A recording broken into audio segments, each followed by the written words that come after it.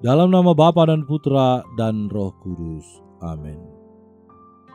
Allah yang Maha Kuasa, Engkau telah memberi kami sabda-Mu sebagai lampu penuntun langkah kami dan obor penyuluh jalan kami.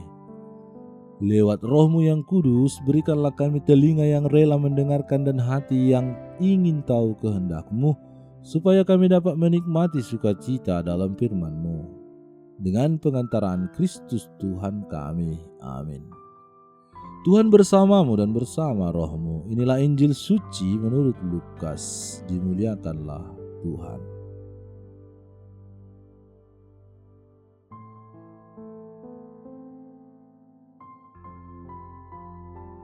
Pada suatu ketika Yesus berkata pula kepada orang banyak, "Apabila kamu melihat awan naik di sebelah barat, segera kamu berkata akan datang hujan, dan hal itu memang terjadi.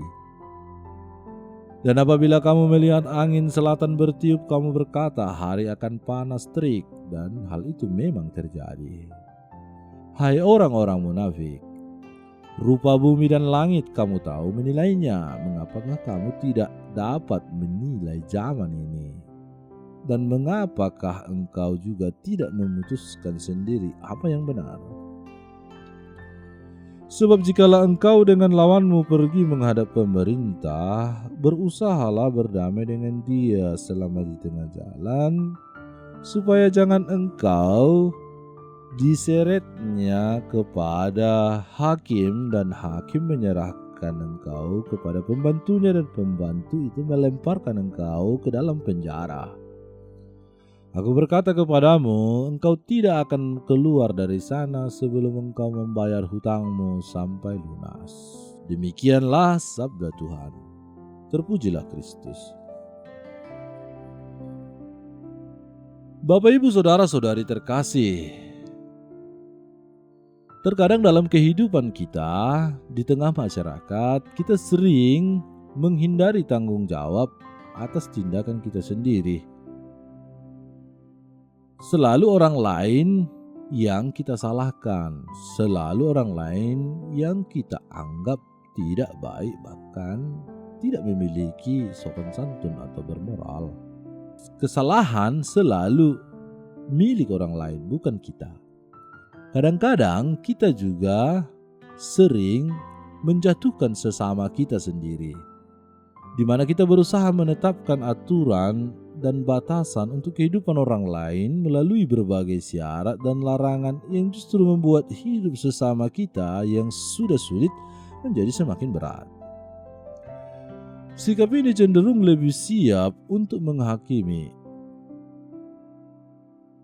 dan menghukum daripada menerima atau menunjukkan belas kasih. Mereka yang melakukan tindakan semacam itu lebih cepat menghakimi daripada berempati terhadap penderitaan sesamanya. Saudara-saudari terkasih dalam Kristus, tidak dapat kita pungkiri juga bahwa terkadang dalam kehidupan kita sering melakukan tindakan demikian. Tindakan yang sangat dicela oleh Yesus sendiri. Yesus dalam sabdanya hari ini, Yesus mengecam orang banyak yang biasanya hanya tahu untuk menilai hal-hal yang di luar dirinya.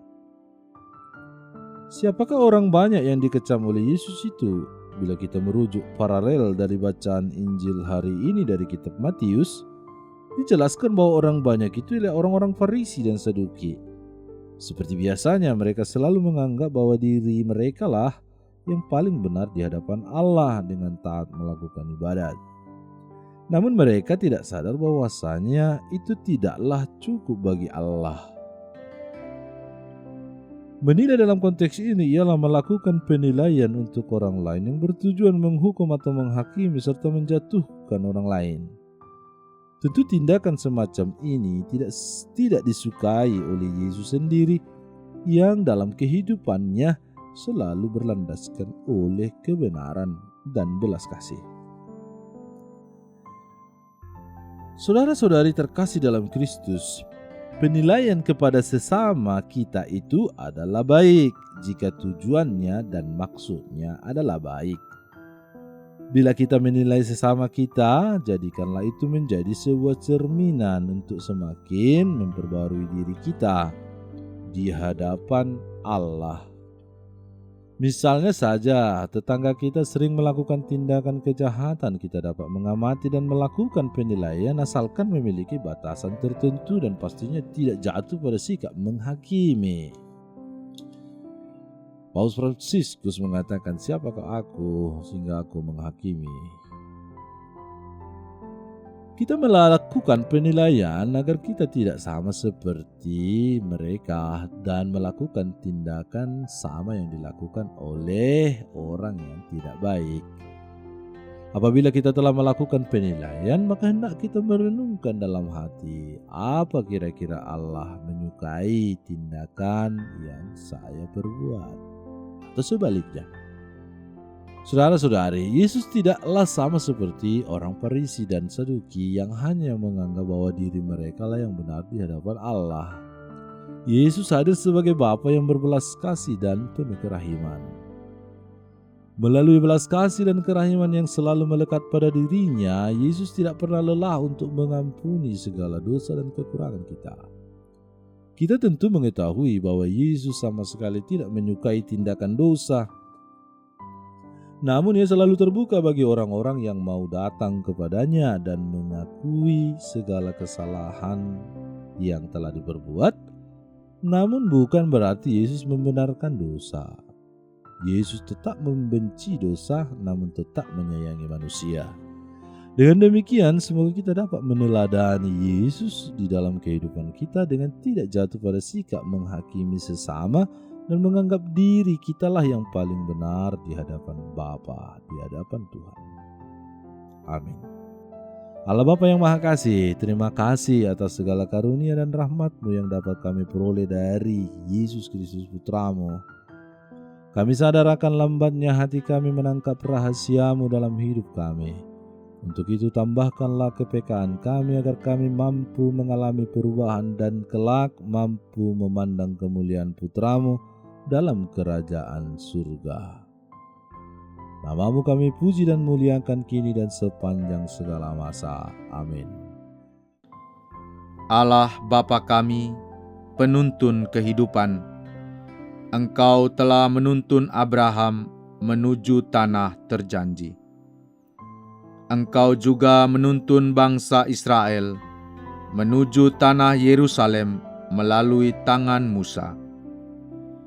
Kini kami umat-Mu keuskupan Padang sedang berjalan bersama dalam sinode kefikepan menuju keselamatan yang Engkau janjikan dalam diri Putra-Mu Yesus Kristus.